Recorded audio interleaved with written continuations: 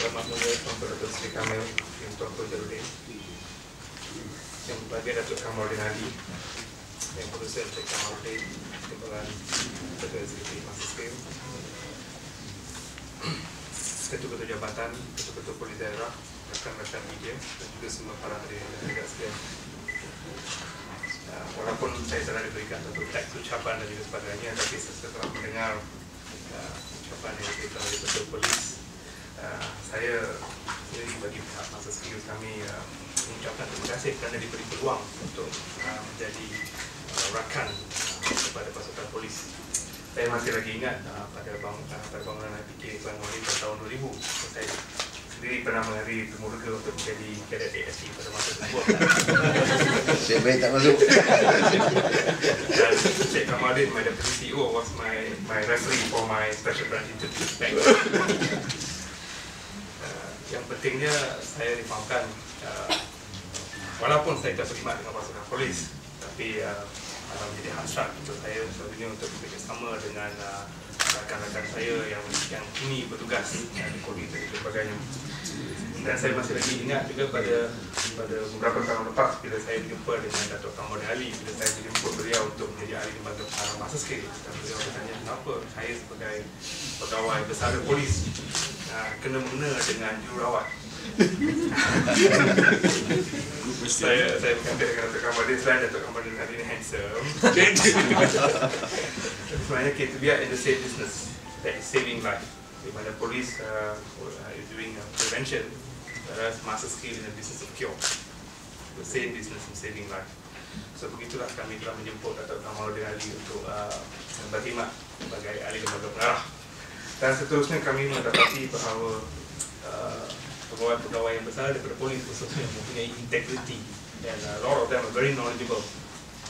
We have seen from Datuk Kamarudin Ali, and also now we also Datuk Anwar, who is with us, being a very crucial member in Masa Skill.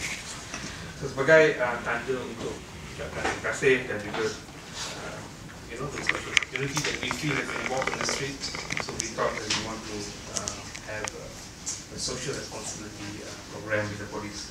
To start off last year, I still remember that they began with a very small giving of notebook to the police officers and so on. Dan beberapa tahun lepas kita juga telah bekerjasama dengan IPD Kajang, dan kini satu program bersama dengan IPK Tanggung. Saya bagi pihak sebagai ketua pegawai eksekutif, as a working staff, since my chairman is here, yang tamat mulia, saya rasa kalau kita memberikan sekali ini bukan tak bagus, kita perlu ada satu continuity. So saya akan juga mengajak kepada ahli pengarah untuk Masa Skill, kalau boleh kita berikanlah setiap tahun 25 untuk 3 tahun yang berikutnya. Boleh Tuanku?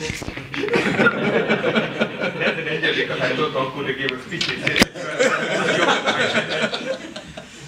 So that is daripada, and I'm sure Datuk Kamarudin Ali sebagai audit com chairman would not object to my proposal to give the police force.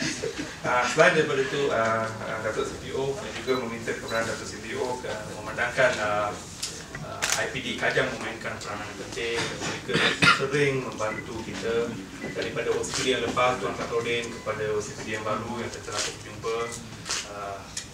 Tuan Rashid have been very helpful to us, so we also felt that on top of these 25, we also want to give another 3 more notebooks to the Balai, to the what do you call it, IPD, but with your blessings, sir. No problem.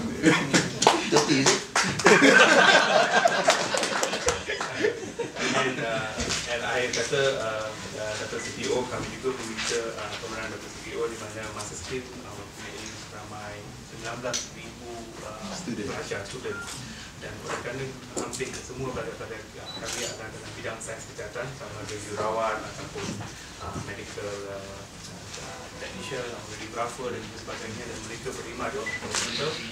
Kami menjalankan satu program di mana kita boleh melancarkan satu program rakan COP dengan Masa Skill, dan dia setentunya akan membantu perubahan besar. Itu mempunyai 6 buah kampus, dan dengan jumlah pelajar yang kini ramai 20,000 dan juga 8,000 pelajar yang telah bergraduan. I'm very sure that we will very enhance. Sekali lagi, saya bagi kita sekali mengucapkan terima kasih kepada rakan-rakan media yang sanggup hadir ke topik kita pada hari ini walaupun diberikan short notice. Thank you. Terima kasih ucapkan. Tibalah masa yang kita